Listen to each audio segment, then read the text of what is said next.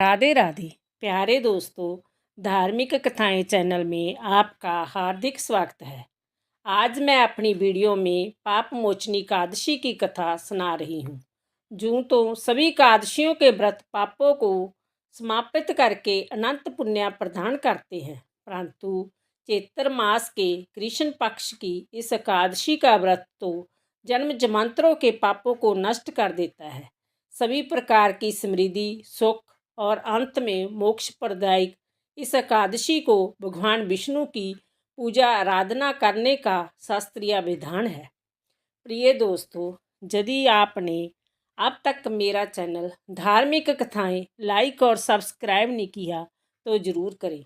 Bell icon दबाना ना भूलें ताकि आने वाली सभी वीडियोज की जानकारी आपको सबसे पहले हो सके। वीडियो को पूरी सुनने के बाद कमेंट बॉक्स में राधे राधे लिखना ना भूलें। प्रिय दोस्तों, अब तक सुनाई हुई कथाओं के लिए भगवान श्री कृष्ण का भांति भांति से साधुवाद करते हुए धर्मराज युधिष्ठिर ने कहा, हे माधव, चैत्र मास के कृष्ण पक्ष की एकादशी के नाम, विधि विधान और महत्व के बारे में बतलाइए। जय भी बतलाइए कि इस दिन किस देवता की और किस प्रकार पूजा की जाती है। तब भगवान श्री कृष्ण ने कहा, हे राजन, सभी पापों को नष्ट करने वाली इस एकादशी का नाम पाप मोचनी है। इस दिन भगवान विष्णु की पूजा करने का शास्त्रीय विधान है। आपने जो प्रश्न मुझसे पूछा है वही प्रश्न एक दिन महाराजा मादता ने लोमश ऋषि से पूछा था। तब लोमश ऋषि ने उन्हें जो कथा सुनाई थी वही मैं तुमसे कहता हूँ, ध्यानपूर्वक सुनो। दोस्तों, देवताओं के खजांची कुबेर के बाग का नाम चित्ररथ था। उस बाग में गंधर्वों की कन्याएं किन्नरों के साथ विहार करती थी। नेक ऋषि मुनि भी वहाँ तपस्या करने आते थे। स्वयं देवराज इंद्र भी चैत्र और वैशाख मास में देवताओं सहित वहाँ आकर क्रीड़ा किया करते थे। दोस्तों, वहीं अपने आश्रम में मेधावी नाम के एक ऋषि भी तपस्या करते थे। वह शिव के परम भक्त थे। एक दिन मंजू घोषा नाम की अप्सरा ने ऋषि को मोहित करने का विचार किया। वह भय के मारे उनके समीप तो नहीं गई, परंतु दूर बैठकर बीना पर मधुर गीत गाने लगी। उसी समय कामदेव भी मेधावी ऋषि को जीतने के लिए वहां आ पहुंचे। उन्होंने उस सुंदर अप्सरा की बाहों को धनुष, कटास की डोरी, नेत्रों के संकेत और कूचों को कुरी बनाकर मधुघोषा को सेनापति बनाया। मेधावी ऋषि भी युवा एवं हृष्टपुष्ट थे और साथ ही जगोपवीत तथा दंड धारण किए हुए ब्रह्मा तेज से युक्त थे। मधुघोषा ऐसे सुंदर ऋषि को देखकर उनकी सुंदरता पर मुग्ध हो गई। दोस्तों, अपने गीत, चूड़ियों और नौपरों की झंकार तथा नृत्य और हाव भाव दिखाकर मुनि को रिझाने लगी। कुछ समय तक यही क्रम चलता रहा और अंत में कामदेव ने ऋषि को पराजित कर दिया। फलस्वरूप ऋषि मधुघोषा के साथ रमण करने लगे और काम के इतने वशीभूत हुए कि उन्होंने दिन तथा रात्रि का कुछ भी विचार नहीं रहा। दोस्तों, इस प्रकार बहुत दिन बीतने पर एक दिन मधुघोषा बोली, हे मुनि, मुझे बहुत समय हो गया है, अब स्वर्ग जाने की आज्ञा दीजिए। तब मुनि जी बोले, आज इसी संध्या को आई हूँ, प्रातःकाल होने तक चली जाना।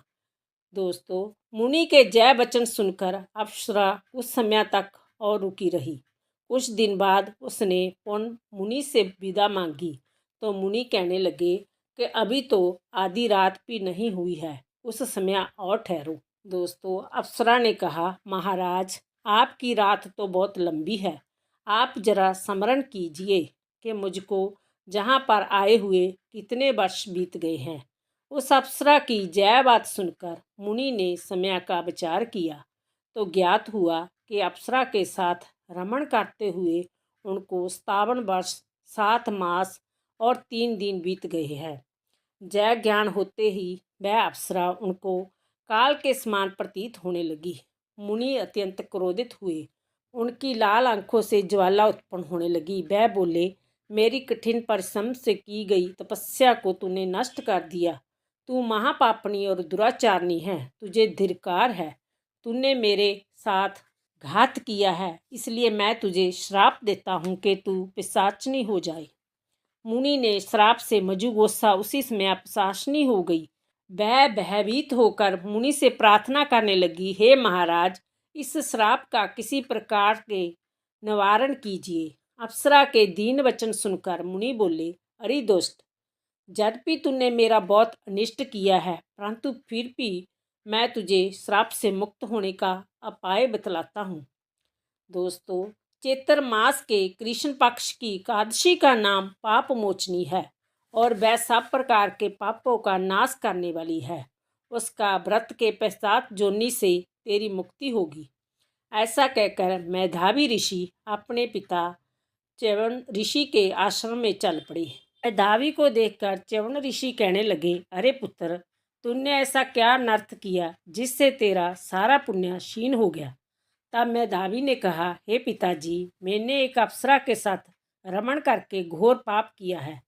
अब आप इस पाप से छूटने का उपाय बतलाइए।